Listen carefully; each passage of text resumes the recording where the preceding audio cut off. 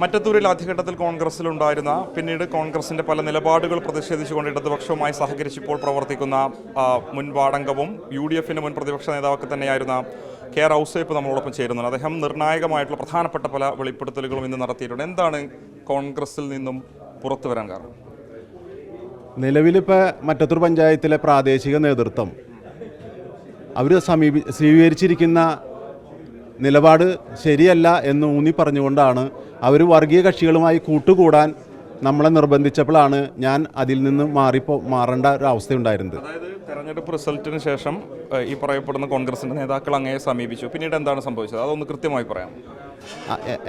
എന്നെ കോൺഗ്രസിൻ്റെ നേതാക്കൾ സമീപിച്ചിട്ട് പറഞ്ഞു, കൂടെ DCC ജനറൽ സെക്രട്ടറി TM ചന്ദ്രൻ, മണ്ഡലം പ്രസിഡന്റ് ഷാഫി കല്ലുപറമ്പിൽ, മുൻ കോൺഗ്രസിൻ്റെ ബ്ലോക്ക് പ്രസിഡന്റ് രഞ്ജിത്ത് കൈപ്പള്ളി, നിലവിലെ ബ്ലോക്ക് മെമ്പറായി തിരഞ്ഞെടുത്ത പ്രവീൺ മാഷ്, സതീശൻ ഇല്ലത്തുപറമ്പിൽ എന്ന് പറയുന്ന 5 പേരാണ് എൻ്റെ വീട്ടിലേക്ക് 23-ാം തീയതി രാത്രി 9 മണി കഴിഞ്ഞ് 4 മിനിറ്റ് ആയപ്പോൾ എൻ്റെ വീട്ടിലേക്ക് വരുന്നത്. അത് ഇത്ര കൃത്യമായി പറയുന്നത് എൻ്റെ വീട്ടിൽ CCTV ഉണ്ട്. ആ CCTV ദൃശ്യങ്ങൾ എൻ്റെ കയ്യിലുണ്ട്. വേണമെങ്കിൽ ഞാൻ അത് എവിടെയും പ്രദർശിപ്പിക്കാൻ തയ്യാറാണ്. അവർ വന്നിട്ട് എന്നോട് പറഞ്ഞു, കൂടെ നിൽക്കണം, ഒരുമിച്ച് നിൽക്കണം, ഔസേപ്പാണ് പ്രസിഡന്റ് സ്ഥാനാർത്ഥി ആയി പറഞ്ഞപ്പോൾ ഏതൊരു മനുഷ്യനും മനസ്സിൽ തോന്നുന്ന ഒരു കുളിർമ എനിക്കും തോന്നി. അപ്പോൾ ഞാൻ ചോദിച്ചു, ചേട്ടാ എന്താണ് നിങ്ങൾ ഉദ്ദേശിക്കുന്നത്? എന്നെ നിലവിൽ പാർട്ടി പുറത്താക്കിയിട്ടുള്ള ആളാണ്. ഇതുവരെ എന്നെ പാർട്ടി തിരിച്ചെടുത്തിട്ടില്ല. ആദ്യം തിരിച്ചെടുത്തതിന് ശേഷമല്ലേ നമുക്ക് ഇങ്ങനെയൊക്കെ ഉള്ളൊരു കാര്യങ്ങൾ ചർച്ച ചെയ്യാൻ പറ്റുള്ളൂ എന്ന് ചോദിച്ചപ്പോൾ അദ്ദേഹം പറഞ്ഞത്, തിരിച്ചെടുക്കുന്ന കാര്യമൊക്കെ ഞങ്ങൾ ശരിയാക്കിക്കോളാം, നീ കൂടെ നിന്നാൽ മതി, നീയാണ് പ്രസിഡന്റ് സ്ഥാനാർത്ഥി. എന്നാൽ ഞാൻ ചോദിച്ചു, പ്രസിഡന്റ് സ്ഥാനാർത്ഥിയാവുമ്പോൾ നമ്മൾ എന്താണ് ഉദ്ദേശിക്കുന്നത്? നമ്മൾ 10-10 വെച്ച് ടോസിനെ നേരിടാനാണോ, അത് വേറെ എന്തെങ്കിലും ആശയമുണ്ടോ എന്ന് ചോദിച്ചപ്പോഴാണ് പറയുന്നത്, നമ്മൾ ഭരിക്കും. അങ്ങനെ ഭരിക്കുമെന്ന് ഉറപ്പായി പറഞ്ഞപ്പോൾ ഞാൻ ചോദിച്ചു, അതെന്താ എത്ര ഉറപ്പായിട്ട് പറയാൻ, നമുക്ക് ആരാണ് നമുക്ക് ഇങ്ങനെ ഉറപ്പ് തന്നിട്ടുള്ളതെന്ന് ചോദിച്ചപ്പോഴാണ് പറയുന്നത്, BJP നമുക്ക് വോട്ട് ചെയ്യും, BJPയുമായിട്ട് കാര്യങ്ങളൊക്കെ പറഞ്ഞ് സെറ്റാക്കിയിട്ടുണ്ടെന്ന്. ഇത് പറഞ്ഞ സമയത്ത് ഞാൻ പറഞ്ഞു, ചേട്ടാ അത് നമ്മൾ ചെയ്യുന്നത് ശരിയല്ല. കാരണം നമ്മൾ ന്യൂനപക്ഷങ്ങളും എല്ലാ വിഭാഗങ്ങളെയും കൂട്ടിച്ചേർത്ത് കൊണ്ടുപോകുന്ന ഒരു മതേതര പാർട്ടിയാണ്. അപ്പോൾ നമ്മൾ ഈ വർഗീയ കക്ഷികളുമായിട്ട് കൂട്ടുചേരുന്നത് ശരിയല്ല എന്ന് പറഞ്ഞിട്ട് അദ്ദേഹം പറഞ്ഞു, ഔസേപ്പിൻ്റെ നിലപാട് അതാണെങ്കിൽ ഞങ്ങൾക്ക് പ്രസിഡന്റ് സ്ഥാനാർത്ഥിനെ മാറ്റേണ്ടി വരും. ഞാൻ പറഞ്ഞു, എനിക്കൊരു പരാതിയില്ല, ഞാൻ എൻ്റെ വാർഡിൽ ജനങ്ങൾക്ക് കൊടുത്ത വാക്ക് എനിക്ക് പാലിക്കാതിരിക്കാൻ പറ്റില്ല. DCC ജനറൽ സെക്രട്ടറി TM ചന്ദ്രൻ ഉൾപ്പെടുന്ന അവിടെയുള്ള കോൺഗ്രസിലെ നേതാക്കൾ ഉൾപ്പെടുന്ന സംഘം അങ്ങയെ സമീപിച്ചു. ഭരണം നമുക്ക് ലഭിക്കും, BJPയുടെ പിന്തുണ ലഭിക്കും, താങ്കളെയാണ് പ്രസിഡന്റ് സ്ഥാനാർത്ഥിയായി കാണുന്നത്, വരണമെന്ന് ആവശ്യപ്പെട്ടു.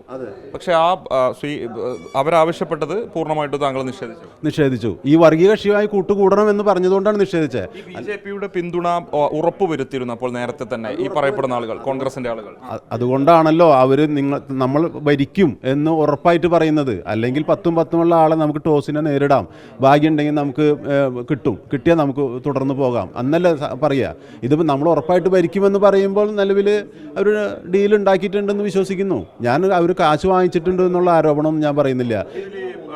TM ചന്ദ്രൻ ഉൾപ്പെടുന്ന ആളുകൾ BJPയുടെ ആരുമായിട്ടാണ് നേരത്തെ ഡീൽ ഉണ്ടാക്കിയത് എന്നുള്ളതാണ് അങ്ങ് സംശയിക്കുന്നത്? ഈ അതുൽ കൃഷ്ണയായിട്ടാണ് ഡീൽ ഉണ്ടാക്കാൻ സാധ്യത. അതുൽ കൃഷ്ണ എന്ന് പറയുന്നത് അവിടെ വിജയിച്ച BJPയുടെ കൗൺസിലറാണ്, മെമ്പറാണ്. അല്ല, അത് ഏതു വിധേനയും LDFനെ പുറത്താക്കുക എന്നുള്ളൊരു വികാരം ഈ 2 പേരുടെയും മനസ്സിലുണ്ട്. അതുൽ കൃഷ്ണയുടെ മനസ്സിലുണ്ട്, TM ചന്ദ്രൻ്റെ മനസ്സിലുണ്ട്. അത് നമ്മൾ വികാരങ്ങളല്ലല്ലോ, വിവേകങ്ങളോടല്ലേ പെരുമാറേണ്ടത്. അപ്പോൾ ഇത്ര സീനിയറായിട്ടുള്ളൊരു നേതാവ് ആ വികാരങ്ങൾക്ക് അടിമപ്പെട്ടത് കൊണ്ടുണ്ടായ ഒരു ഡീലാണത്. കേവലം വികാരങ്ങൾക്ക് അടിമപ്പെടൽ മാത്രമാണോ, അല്ലെങ്കിൽ LDFനെ പുറത്താക്കണമെന്നൊരു ലക്ഷ്യം മാത്രമാണോ, അതോ അതിനപ്പുറത്തുള്ള വാഗ്ദാനങ്ങൾ BJPയിൽ നിന്ന് ലഭിച്ചിട്ടുണ്ടാവുമോ? ഭാവിയിൽ ഇദ്ദേഹം BJPയുമായിട്ട് സഹകരിച്ച് BJPയിലേക്ക് പോകും എന്ന് തന്നെയാണ് ഞാൻ വിശ്വസിക്കുന്നത്. ഇതൊരു തുടക്കം മാത്രമാണത്. അവർ പറയുന്നത് നിങ്ങൾ LDFുമായിട്ട് സഹകരിക്കാൻ നേരത്തെ തീരുമാനിച്ചതാണ്. അവർ ഈ പഞ്ചായത്ത് പ്രസിഡന്റ് തെരഞ്ഞെടുപ്പ് നടക്കുന്നതിന് മിനിറ്റുകൾക്ക് മുൻപ് പാർട്ടിയിൽ നിന്ന് രാജിവെക്കാൻ കാരണം എന്നുള്ളതാണ്. എനിക്കിപ്പോൾ അത് ഞാനൊരു സ്വതന്ത്ര സ്ഥാനാർത്ഥി ആയതുകൊണ്ട് നമ്മുടെ ഇന്ത്യ മുന്നണിയിൽപ്പെട്ട ഒരു കക്ഷിയുമായിട്ട് കൂട്ടുകൂടി എന്ന് പറയുന്നത് വലിയൊരു അപരാധമായിട്ട് തോന്നുന്നില്ല. സോണിയാഗാന്ധിക്കും രാഹുൽ ഗാന്ധിക്കും അവർക്കൊക്കെ അവരോടൊത്ത് ഈ വേദി പങ്കിടാമെന്നുണ്ടെങ്കിൽ അവരോടൊത്ത് പ്രവർത്തിക്കാമെന്നുണ്ടെങ്കിൽ മറ്റൊരു പഞ്ചായത്തിൽ ഒരു എളിയ പ്രവർത്തകനായി എനിക്ക് അവരോട് ചേർന്ന് പോകേണ്ട ചോദിക്കുന്നതാണ്. ഈ കോൺഗ്രസ് നേതാക്കൾ താങ്കളെ സമീപിക്കുന്നതിന് മുൻപ് തന്നെ താങ്കൾ LDFുമായിട്ട് സഹകരിക്കാൻ തീരുമാനിച്ചിരുന്നു, അതോ കോൺഗ്രസ് നേതാക്കൾ BJPയുമായിട്ടുള്ള ഒരു ധാരണ പ്രകാരം പഞ്ചായത്ത് ഭരണസമിതി വരും, അവിടെ താങ്കൾ പ്രസിഡന്റ് ആകണമെന്ന് ആവശ്യപ്പെട്ടപ്പോഴാണോ LDFുമായിട്ട് സഹകരിക്കാൻ തീരുമാനിച്ചത്? അല്ല, ഇവർ എന്നെ മറ്റൊരു പ്രസിഡന്റ് സ്ഥാനാർത്ഥിനെ കൊണ്ടുവരുമെന്ന് 23-ാം തീയതി എൻ്റെ വീട്ടിൽ നിന്ന് ഇറങ്ങി പോകുന്നതിന് മുൻപ് അവർ ഉറപ്പായിട്ട് പറഞ്ഞു. അതിനുശേഷമാണ് ഞാൻ LDF-ഉമായിട്ട് സഹകരിക്കാൻ തീരുമാനിച്ചത്. കാരണം തോൽക്കുന്ന ഒരു സ്ഥാനാർത്ഥിക്ക് അതല്ലാണ്ട് വേറെ മാർഗ്ഗമില്ല. അവർക്ക് 9, 4, 13 കൃത്യമായിട്ട് അവരുടെ കയ്യിലുണ്ട്. അപ്പോൾ അവർ ജയിക്കുമെന്ന് ഉറപ്പാണ്. പിന്നെ ഞാൻ പരാജയപ്പെടുന്ന ആൾ വേറെ, അതല്ലാണ്ട് വേറെ മാർഗ്ഗമില്ലല്ലോ. 8 വാർഡംഗങ്ങളെയും ഒരുമിച്ച് കൊണ്ടുപോകാൻ TN ചന്ദ്രൻ മാത്രമാണോ അവിടെ നേതൃത്വം കൊടുത്തത്? അല്ല അതിൻ്റെ കൂടെ ഈ നേരത്തെ തന്നെ കാണാൻ വന്ന അംഗങ്ങൾ കൂടാതെ നൈജോ വാസുപുരത്തുകാരൻ, ലിൻഡോ പള്ളിപ്പറമ്പൻ, ജോഷി മഞ്ഞളി, AM ബിജു, ഇത്തരത്തിലുള്ള ആളുകൾ, അതുകൂടാതെയും വേറെയും കുറച്ച് ആളുകളൊക്കെ ഉണ്ട്. എൻ്റെ ഓർമ്മയിൽ വന്ന പേരുകൾ മാത്രമേ പറയാം. നേതൃത്വം കൊടുത്ത മുന്നിൽ നിന്നവർ DCC ജനറൽ സെക്രട്ടറി എന്ന് പറയുന്ന ഒരു മുതിർന്ന പോസ്റ്റ് കൂടിയാണല്ലോ ജില്ലയെ സംബന്ധിച്ച്. മുൻപ് ലോക്സഭാ തെരഞ്ഞെടുപ്പ് ഉൾപ്പെടെ നടന്നിട്ടുള്ളൂ. ആ സമയത്ത് ഉൾപ്പെടെ ഇത്തരം നീക്കം നടന്നതായിട്ട് സംശയിക്കുന്നുണ്ടോ? BJPക്ക് വേണ്ടിയുള്ള നീക്കം. അന്ന് TM പ്രതാപനെ പരാജയപ്പെടുത്താൻ എന്നോട്, ഞാൻ മണ്ഡലം പ്രസിഡന്റ് ആയിരുന്ന സമയമായതുകൊണ്ടാണ് എന്നോട് പറഞ്ഞു, അങ്ങനെ വലിയ വ്യാപകമായ പ്രവർത്തനങ്ങളൊന്നും നടത്തണ്ട, നീ ഒന്ന് ഒതുങ്ങിയൊക്കെ കൂടിയുള്ള പ്രവർത്തനം നടത്തിയാൽ മതി എന്ന് പറഞ്ഞു. ഈ TM ചന്ദ്രൻ. അതായത് ഞാൻ പറഞ്ഞ തെളിവെന്തെങ്കിലും ഉണ്ടോ? തെളിവെന്ന് പറഞ്ഞാൽ ഞാൻ മണ്ഡലം പ്രസിഡന്റ് ആയിരുന്നു. കാരണം 9,000 വോട്ടിന് മറ്റത്തൂർ പഞ്ചായത്തിൽ നിലവിൽ കോൺഗ്രസ് പിന്നിലായിരുന്നു. അതിനു മുൻപ് നടന്ന തെരഞ്ഞെടുപ്പിൽ, നിയമസഭാ തെരഞ്ഞെടുപ്പിൽ, പാർലമെൻറ്റ് തെരഞ്ഞെടുപ്പ് നടന്നപ്പോൾ ആ 9,000-ൽ നിന്ന് 900-ലേക്ക് എത്തിച്ചു ഞാൻ. അതായത് ഞാൻ നേരത്തെ പറഞ്ഞല്ലോ, 34 ബൂത്തുകളും ചലിപ്പിച്ചു. ബൂത്തുകളിൽ വർക്കുകൾ നടന്നു. എല്ലാ ബൂത്തിലും പ്രവർത്തകർ കൂടി ചേർന്നതിന് ശേഷം അവർ പ്രവർത്തനത്തിനുള്ള പൈസ കൈമാറിയിട്ടിരുന്നുള്ളൂ. അതുകൊണ്ട് എല്ലാ അംഗങ്ങളും, വാർഡിലെ അംഗങ്ങൾ അറിഞ്ഞിട്ടാണ് അന്നത്തെ പ്രവർത്തനങ്ങളൊക്കെ നടന്നത്. TN പ്രതാപനെ എങ്ങനെ പരാജയപ്പെടുത്തണമെന്നുള്ളത് ചന്ദ്രൻ നിങ്ങളോട് പറഞ്ഞു? എന്നോട് പറഞ്ഞു വെച്ചാൽ പ്രവർത്തനം അത്ര ഊർജിതമാക്കണ്ട, ഒരു മീഡിയം ലെവലിലൊക്കെ പോയാൽ മതി എന്നുള്ള തരത്തിലാണ് പറഞ്ഞത്.